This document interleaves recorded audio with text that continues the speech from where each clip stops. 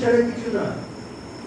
ওই বিবেকানন্দকে বৃক্ষ হতে বলেছেন, মানে দেখুন, নিজে গাছ হচ্ছে সূর্যের উত্তাপের মধ্যে থাকে, অন্যকে ছায়া দিচ্ছে, তাই না?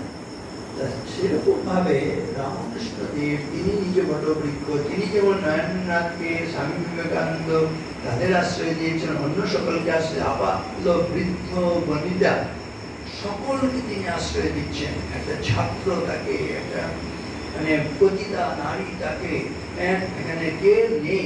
গিরিশ ঘোষের মতন দেখুন পদ্ম নাট্যকার, এদিকে নটি বিনোদিনী, এদিকে রসিক নাথ, এদিকে লাড্ডু মাই মানে তিনি নাকি মেষ পালক, এরকম আপাতত সকলকে।